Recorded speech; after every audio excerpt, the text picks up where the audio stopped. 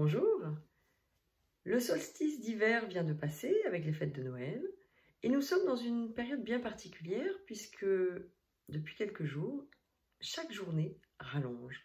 Le soleil est de plus en plus présent dans nos vies et ce jusqu'au 21-22 juin prochain.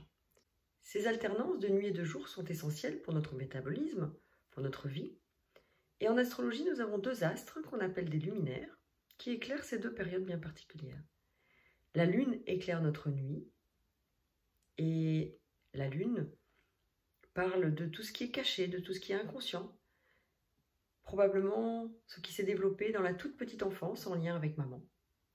Et le soleil, lui, éclaire nos jours et il éclaire ce qui nous arrive, un peu comme la conscience. Et en effet, ce soleil nous permet d'avoir un regard particulier sur notre vie et sur le monde qui nous entoure. On appelle cela maître de la conscience. Eh bien, ça a été une de mes grandes découvertes en astrologie, de réaliser qu'il y avait peut-être 360 façons de voir le monde. On considère que chaque planète va apporter à l'enfant, lors de son développement, des fonctions psychiques particulières. Et le soleil apporte cette conscience, mais aussi toute la notion d'identité. Entre 3 et 4 ans, lorsque l'enfant se détourne de sa mère, de sa maman, et va regarder son père en fixant sur lui un idéal de l'homme.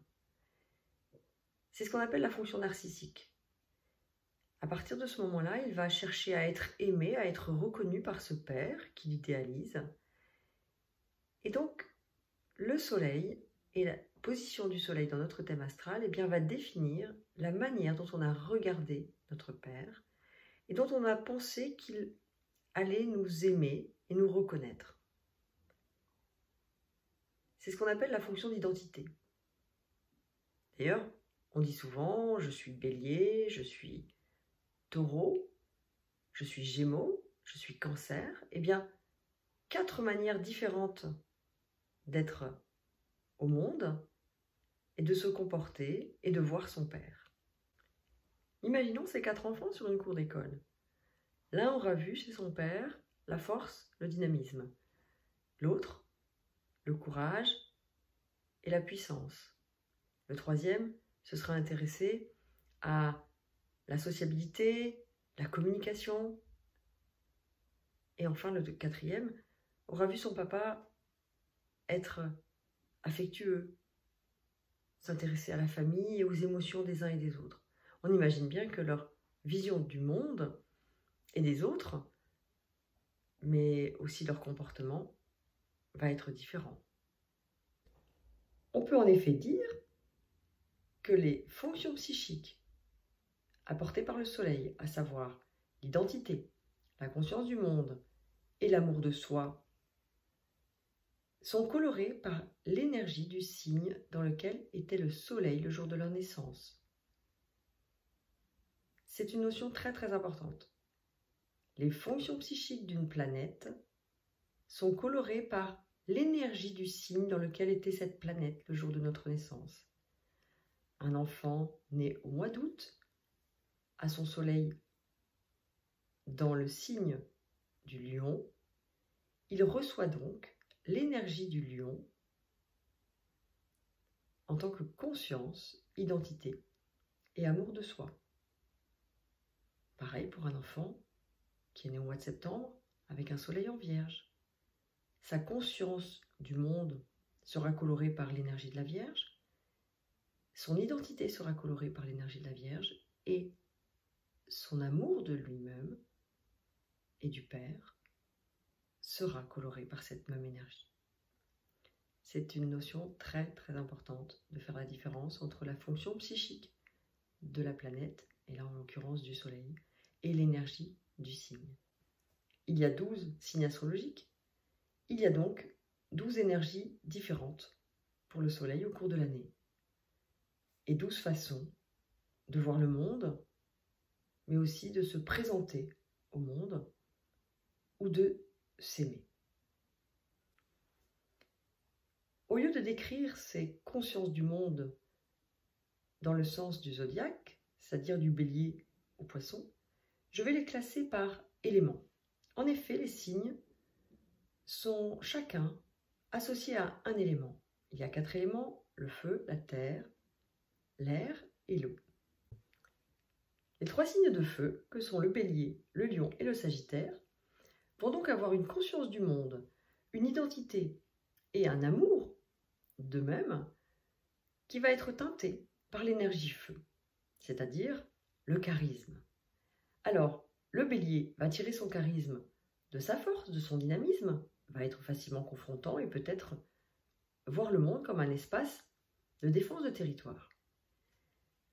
Le lion, lui, va tirer son charisme de son rayonnement, de sa beauté, de sa créativité, et va mettre sa conscience sur l'amour. Enfin, le sagittaire va tirer son charisme de son image sociale. Il va s'intéresser à son comportement, mais aussi à sa position sociale, peut-être à sa stature professionnelle ou à son statut marital, à ses diplômes. Les 3 signes de feu vont donc apporter au soleil une énergie toute particulière, même si les 3 s'intéressent à l'image et à la place. Eh bien, ce sera pareil pour les 3 signes de terre qui, eux, vont avoir une énergie en lien avec la valeur, le concret de notre vie. Le taureau va s'intéresser et mettre de la conscience sur le travail, sur la puissance, sur la force, mais aussi sur la connexion à la terre et aussi le confort, les biens matériels, l'argent. La Vierge va avoir une énergie en lien avec le fonctionnement, avec l'organisation. Elle va chercher à ce que chacun fasse sa part de travail avec humilité. Vous voyez, on n'est pas du tout dans la même énergie que la force du taureau. Et puis, le Capricorne, qui lui aussi va vouloir que les choses soient structurées et concrètes, mais en s'intéressant à la morale, au jugement, à l'éthique, et en pouvant mettre de l'autorité quelquefois. Voilà 3 signes différents pour incarner cette terre. Le soleil peut aussi être dans un signe d'air. Le Gémeaux, la Balance et le Verseau vont mettre de la conscience sur le lien, d'une façon différente là aussi. Le Gémeaux va s'intéresser à un lien plus léger, plus superficiel peut-être. Il va aimer faire la fête, communiquer, échanger. Alors que la Balance va chercher à créer un lien particulièrement fort.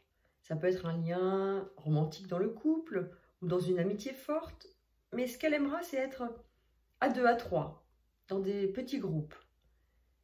Et surtout, la Balance, un soleil en Balance, va essayer de chercher l'harmonie en s'adaptant à l'autre. Le Verseau, quant à lui, aura une énergie totalement différente. Pour lui, l'idée n'est pas ni de communiquer, ni de créer un lien fort, mais de partager ses idées avec d'autres. On va l'imaginer plus investi dans des associations et son objectif va être de libérer des contraintes. Il va être intéressé par la liberté, par l'égalité, la solidarité. Comme vous voyez, du lien, mais à des niveaux différents, avec des valeurs différentes. Enfin, le soleil va pouvoir être dans un signe d'eau. Et l'eau, c'est l'émotion.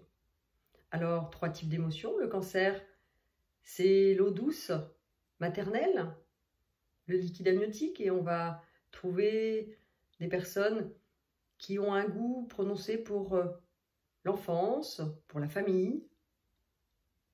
Alors que chez les soleils en Scorpion, on parle de l'eau trouble, celle qui contient tout ce qui est caché.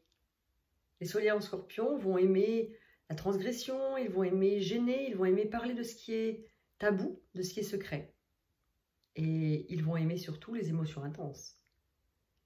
Alors que le soleil en Poisson on parle là d'une eau plus spirituelle, eh bien vont être connectés à un espace intérieur, soit centré sur une souffrance psychique, ou au contraire sur une grande spiritualité, mais aussi sur une connexion avec le monde, et ils ont une conscience très, très connectée, avec une grande compassion pour les autres.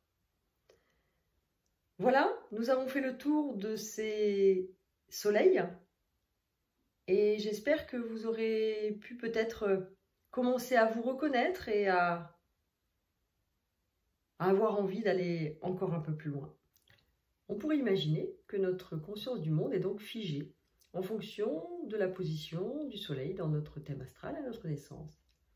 Eh bien, ce n'est pas tout à fait aussi caricatural que cela, car chaque année, le soleil va passer un mois dans chaque signe.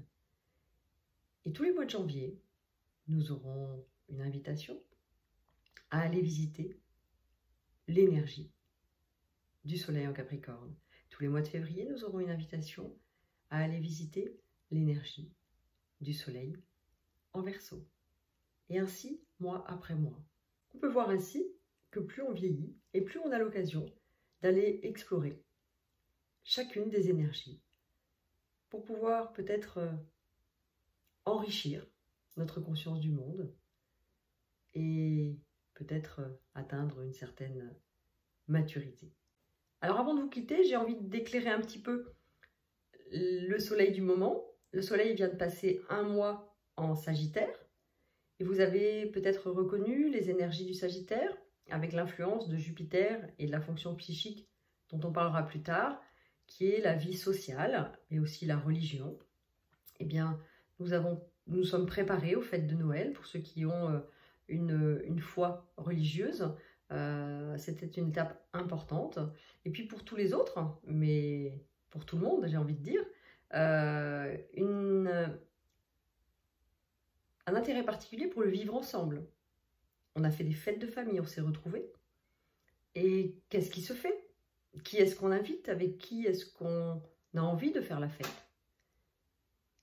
On va voir les grands-parents, on invite les plus démunis, on fait des cadeaux. Et tout ça, c'est l'énergie du Sagittaire. Eh bien, depuis 2 jours, c'est terminé. Le soleil est passé en Capricorne. Et en Capricorne, eh bien, le soleil va nous inviter à revenir dans une intériorité. C'est un moment d'hibernation, on est en hiver maintenant, et donc on va aller à l'intérieur de nous. Et avec l'énergie du Capricorne, on va aller dans cette introspection. Et on va aller mettre de la morale, de l'éthique et du jugement sur ce qui s'est passé l'année dernière. Comment est-ce qu'on a vécu notre année? Qu'est-ce qui s'est passé? Et comment est-ce qu'on a envie de vivre la nouvelle année qui arrive? C'est le moment des résolutions. Dans quelques jours, on va fêter la nouvelle année et on va prendre des résolutions. Et c'est résolument Capricorne, cette initiative. Donc je vous souhaite de faire le bilan de votre année avec beaucoup d'amour et de compassion pour vous, sans trop vous juger, mais dans cette énergie du Capricorne qui m'est chère, eh bien, regardez ce que vous êtes prêt à lâcher, à laisser derrière vous, pour pouvoir monter un peu plus sereinement sur cette montagne. Car le Capricorne est une petite biquette, une petite chèvre qui grimpe et qui grimpe, même quand c'est difficile. Eh bien, je vous invite, avec l'énergie Capricorne qui est la mienne, puisque ma lune et mon soleil sont en Capricorne, et que jusqu'au 17 janvier, j'ai mon ascendant annuel qui est aussi en Capricorne. Donc je vous donne un petit peu de cette énergie qui est très forte chez moi pour pouvoir démarrer cette nouvelle année, et on se retrouve de façon pratique jeudi prochain pour regarder un mandala, et puis lundi prochain, on sera donc en 2023 pour de nouvelles aventures. À bientôt!